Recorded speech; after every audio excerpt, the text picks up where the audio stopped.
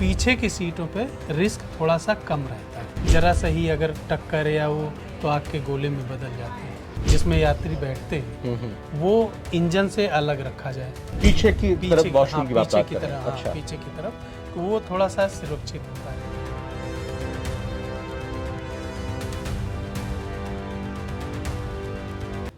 क्या plane crash में कोई जिंदा बच सकता है? प्लेन में ऐसी कौन कौन सी सीट होती हैं जो सबसे सेफ होती हैं, सुरक्षित होती हैं, और कौन सी सबसे ज्यादा जोखिम वाली होती हैं, जानलेवा होती हैं?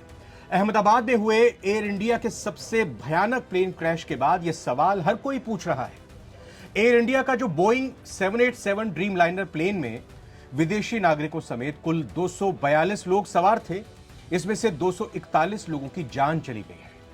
मगर रमेश विश्वास कुमार इकलौते ऐसे व्यक्ति हैं जिन्हें मौत छूकर निकल गई। वो विमान के मलबे से खुद बाहर निकलकर चलते हुए, दौड़ते हुए नजर आए। वो प्लेन की सीट नंबर 11A पर बैठे थे। रमेश का वीडियो भी सोशल मीडिया पर खूब वायरल हो रहा है। तो आइए जानते हैं इन तमाम सवालों के जवाब। मेरे साथ navhartimes.com के मेरे सहयोगी दिनेश मिश्र मौजूद हैं। दिनेश जी, जाको राखे साइयां मार सके ना कोई, या फिर इमरजेंसी एग्जिट की सीट नंबर 11A, रमेश कैसे बचे? इसका देखिए, पहली बात तो ये समझिए कि जब प्लेन में आग लगती है मतलब इतना ज़्यादा फ्यूल होता है, जैसे इसमें 1,00,000 किलोलीटर फ्यूल था, तो आप समझिए कि उड़ता ताबूत है। मतलब वो इतना जोखिम होता है कि वो उसमें बचने की कोई गुंजाइश नहीं होती। बचने की सूरत तभी होती है कि जैसे कोई अचानक इमरजेंसी गेट खुल गया और वो बाहर आ गया, जैसा कि रमेश कुमार वाले मामले में हुआ।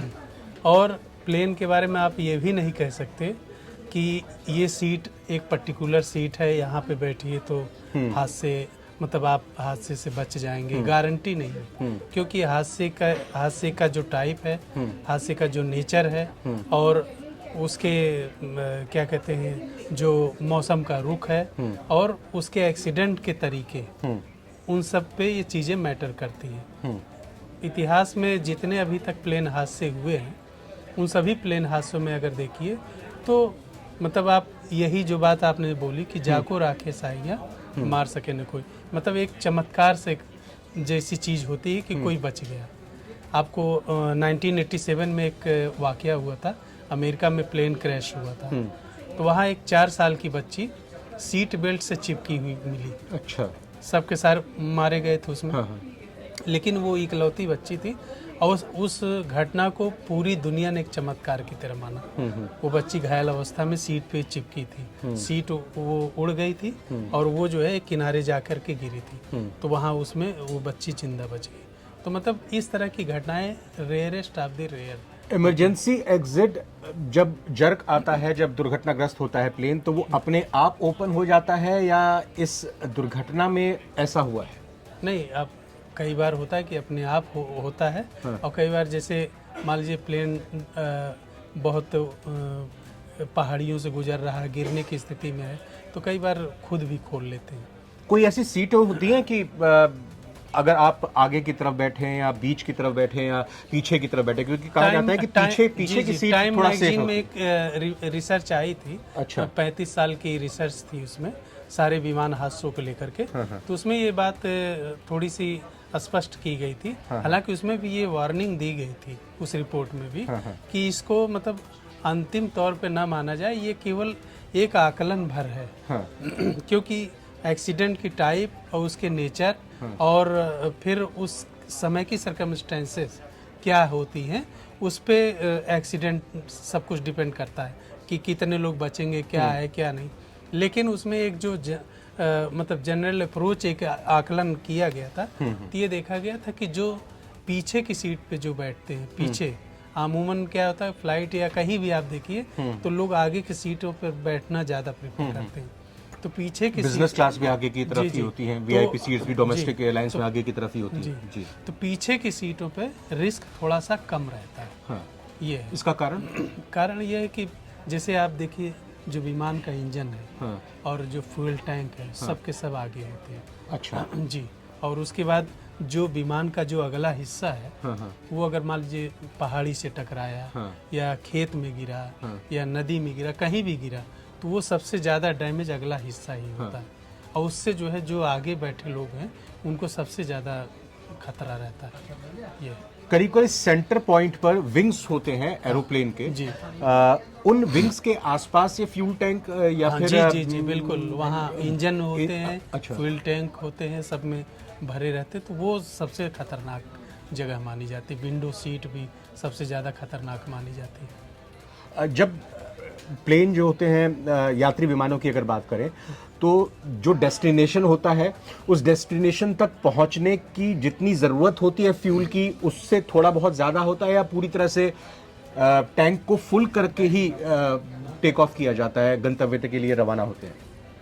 अब ऐसी कोई खास वो तो है नहीं, लेकिन एक जनरल चीज़ है कि टैंक पूरी तरह फुल करके चलते हैं। क्योंकि अब जैसे मान लीजिए कि यही विमान था, इसको लंदन तक जाना है, तो 9 घंटे के लिए फ्यूल, 9 घंटे 9.5 घंटे जो भी जर्नी में लगेगा, तो उस दौरान की पूरी जो है उसके फ्यूल मतलब जो उसका ATF है वो भर लिया जाता है कि ताकि कहीं कोई समस्या इस तरह की ना हो। पेट्रोल और डीजल से इतर अगर मैं गलत नहीं हूँ तो एरोप्लेन के अंदर ड्यूरेलियम फ्यूल का इस्तेमाल होता है। उसकी ज्वलनशीलता बहुत हाई होती है। किस तरह की होती है? बहुत हाई होती है, पेट्रोल डीजल से भी ज़्यादा, केरोसिन ऑयल? हाँ हाँ बिल्कुल, उससे बहुत काफ़ी ज़्यादा, क्योंकि वो विशुद्ध मतलब एकदम प्योर होती है, उसमें इम्प्योरिटी कम होती है। अच्छा जी, तो हाईली कम्बस्टेबल होती है, मतलब आप समझिए कि ज़रा सा ही अगर टक्कर या वो तो आग के गोले में बदल जाते हैं। हम जब जाते हैं प्लेन में सफ़र करने के लिए तो उससे पहले जो क्रू मेंबर्स होते हैं उनकी तरफ से निर्देश दिए जाते हैं वहाँ पर कि किसी संकट की घड़ी में आपको क्या करना है, मास्क लगाना है, सेफ्टी सीट बेल्ट आपको बांध के रखनी चाहिए, तमाम तरह की हिदायतें दी गई होती हैं। लेकिन जब प्लेन ऐसी स्थिति में पहुंचता है जब वो एक्सीडेंट के बहुत नज़दीक होता है या वो एक्सीडेंट हो जाता है उसका, तो ऐसी स्थिति से बचने का कोई भी उपाय नहीं? क्या जो कंपनीज हैं, चाहे बोइंग की बात करें अमेरिका की या एयरबेस की बात करें, उनकी तरफ से कोई ऐसा उपाय नहीं है? सवाल इसलिए क्योंकि जो फाइटर प्लेन्स होते हैं उसमें पायलट के पास इजेक्ट का ऑप्शन होता है। जी जी, क्या इस टेक्नोलॉजी पर काम चल रहा है? जी जी बिल्कुल, काम इस पे चल रहा है, बहुत साल से काम चल रहा है। कि जैसे अभी आपने देखा होगा इधर के हाल के वर्षों में नेपाल की विमान दुर्घटना आपको याद होगी, पीछे काठमांडू में, जी काठमांडू में हुआ था, त्रिभुवन हवाई अड्डे जी।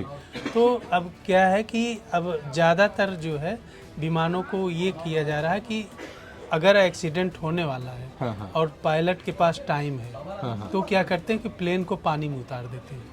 अच्छा, हाँ, इसलिए कि वहाँ क्या होगा, घर्षण कम होगा। हाँ। और जो मतलब टक्कर होगी उससे क्या होगा कि ब्लास्ट होने की आशंका कम से कम। ब्लास्ट अगर होगा भी तो पानी का सोर्स है वहां पर, वो उसको मिनिमाइज कर देगा, मतलब कम से कम लोग उसमें मरेंगे। हाँ। ऐसा कहा जाता है। लेकिन आपको याद होगा कि मलेशिया का प्लेन था, हाँ, उसके बारे जिसके बारे में आज तक पता नहीं हम्म। चला। वो हमारे ख्याल से 10 साल के करीब हो रहे होंगे। आज तक सारी ऑस्ट्रेलिया, इंडिया और दुनिया भर की सारी एजेंसियां लगी हैं, अभी तक लगी है, जांच चल रही है, लेकिन उसके बारे में पता नहीं लगा पाई। तो ऐसे भी केसेज हो जाते हैं। लेकिन अभी एक एडवांस टेक्नोलॉजी पे काम चल रहा है कि जो बोइंग का जो यात्रियों के बैठने का जो हिस्सा है जिसमें यात्री बैठते हैं वो इंजन से अलग रखा जाए। अच्छा, हाँ, उससे क्या है कि जैसे पायलट अगर ऐसी सिचुएशन आती है तो वो बटन दबा दे, तो बटन दबाने पे क्या होगा कि पूरा वो जो हिस्सा है या एक्सीडेंट होने के टाइम पे वो पूरा हिस्सा अपने आप अलग हो करके हवा में, जैसे आपने देखा होगा कि ये स्पेस क्राफ्ट जो उसमें अंतरिक्ष में जाते हैं तो कैप्सूल की तरह लैंडिंग के टाइम पे हाँ उनमें इस तरह की ड्रॉप कर देते हैं, व्यवस्था रहेगी कि वो जो है पैराशूट से वो धीरे धीरे किसी नहीं तो वो तो इंजन को करेंगे ड्रॉप, उसके साथ ही फ्यूल टैंक भी होगा। इंजन को नहीं करेंगे, वो हिस्सा जो है ऊपर ऐसे इंजन से अलग रहेगा। जैसे पायलट और इंजन, पायलट है, पायलट का जो हिस्सा है और जो पीछे यात्रियों का जो हिस्सा है वो अलग होगा, एक चैम्बर की तरह होगा। अच्छा। कि वो जैसे वो पूरा विमान से ही अलग हो जाएगा। अच्छा। हाँ, आप जैसे टैंकर को समझिए। हाँ। टैंकर आपने देखा होगा। टैंकर क्या होता है, पूरे बॉडी से, मतलब मेन जो ट्रक है उससे अलग होता है। तो टैंकर को आप उल्टा भी कर लेते हैं, पलटा भी कर लेते हैं, खाली भी कर लेते हैं। तो उसी तरह से वहाँ इजेक्ट का ऑप्शन होगा, वो तुरंत, या फिर ऐसी सिचुएशन में इमरजेंसी कोई बटन होगा, वो उससे फिर क्या होगा कि वो अलग हो जाएगा और पैराशूट से धीरे धीरे कहीं सुरक्षित जगह पे उतर जाएगा। हमारी इस वीडियो को जो देखेंगे उनके मन में एक सवाल आएगा, क्योंकि पहले आपने जिक्र किया कि पायलट की कोशिश होती है कि जो पानी का माध्यम अगर उसको दिखाई देता है, समुद्र, नदी वगैरह कुछ दिखाई देता है, तो क्या लाइफ जैकेट्स भी होती हैं? क्योंकि भाई अगर तैरना नहीं आता है तो फिर वो कैसे सर्वाइव कर बिल्कुल पाएगा? लाइफ जैकेट होती है। Life jacket? जी जी। नहीं तो उसके पास समय कितना है? क्योंकि आपके पास ऑक्सीजन मास्क तो लगे होते हैं वहां पर, सीट के पीछे आपके रहते हैं, लेकिन लाइफ जैकेट का कैसे समय रहेगा, कितना समय रहेगा? नहीं, लाइफ जैकेट का ये है, अब वो डिपेंड, वही हमने शुरू में ही कहा कि जैसे एक्सीडेंट की सिचुएशन और परिस्थिति जो कि वो समय परिस्थितियां क्या, अब जैसे इसमें क्या है, 30 सेकंड में डैमेज, समय ही नहीं मिला, पायलट को भी समय नहीं मिला, किसी को भी सोचने का समय नहीं मिला, वो जाके सीधे हिट कर गया।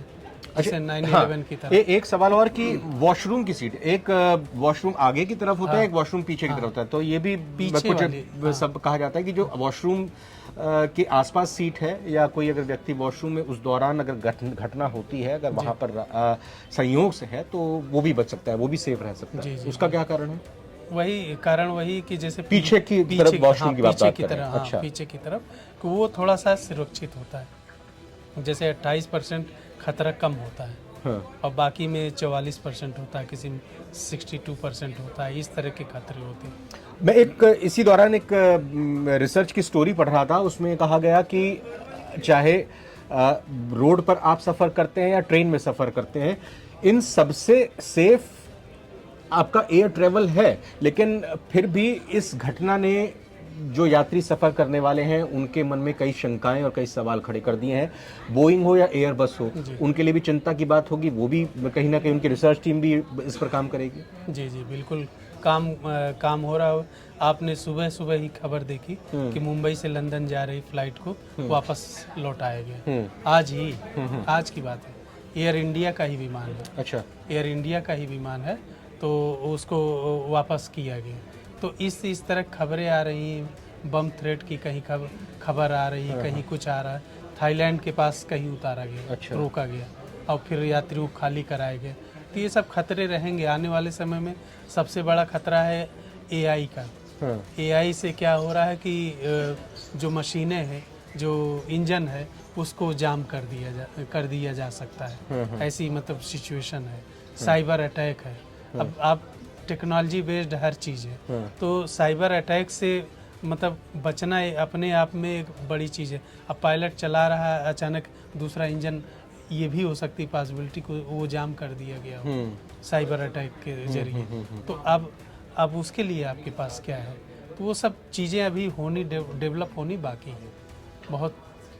हाँ, बिल्कुल सही बात है। और हमारे शास्त्रों में भी कहा गया है कि मौत एक ऐसी चीज़ है जिसको टाला नहीं जा सकता, लेकिन इस तरह की असमय मौत ईश्वर किसी को भी ना दे। और उम्मीद है कि जितनी भी एयरलाइंस इंडस्ट्रीज़ हैं, या फिर जो मुख्य तौर पर बोइंग और एयरबस बनाने वाली कंपनीज़ हैं, वो विचार करेंगी और यात्रियों से जो मोटी रकम वसूली जाती है उस लिहाज से उनकी सुरक्षा को भी सुनिश्चित किया जाएगा। और जो भी लूप होल्स हैं, जो भी गड़बड़ियाँ हैं, जो भी कमी है, उनको दुरुस्त किया जा सकेगा, ताकि दुर्घटनाएं हो ही नहीं, और अगर दुर्घटना हो जाती है तो उसका विकल्प हो, उसमें कम से कम नुकसान हो, कैजुअलिटी कम से कम हो। आप दुनिया भर में चांद पे यात्री भेज रहे हैं, दुनिया भर में रिसर्च कर रहे हैं, अरबों खरबों रुपए लगा रहे हैं फजूल की, लेकिन अगर आप जान नहीं बचा पा रहे हैं, क्योंकि हम सभी एक इंसान हैं। इंसान का काम क्या है कि मानव के विकास को सुरक्षित रूप से आगे बढ़ाना, ये नहीं कि पूरी नस्ल खत्म हो जाए। तो ऐसा विकास तो चाहिए नहीं। तो अगर हम इस तरह का काम कर सकें कि कोई भी ड्रीम लाइनर हो, चाहे या बोइंग हो, कुछ भी हो, तो उसमें सबसे ज़्यादा सेफ्टी फीचर्स हों, जी। जैसे कारों में आ रही है, आप देखिए प्राथमिकता यही होनी चाहिए। एयर बैलून से जी, जी, बाकी तमाम तरह की चीज़ें हैं। बहुत बहुत शुक्रिया दिनेश जी आपका, इतनी महत्वपूर्ण जानकारी आपने यहाँ पर हमारे व्यूअर्स को दी है। ये वीडियो आपको कैसी लगी? कोई सवाल अधूरा रहा हो तो कोशिश करेंगे कि अगली वीडियो में आकर बताएंगे। कमेंट करके ज़रूर बताइएगा और इस वीडियो को ज़्यादा से ज़्यादा शेयर कीजिएगा ताकि इस वीडियो की जानकारी लोग हासिल कर सकें। बहुत बहुत धन्यवाद। आप नवभारत टाइम्स के साथ जुड़े रहिए। नमस्कार। Thank you.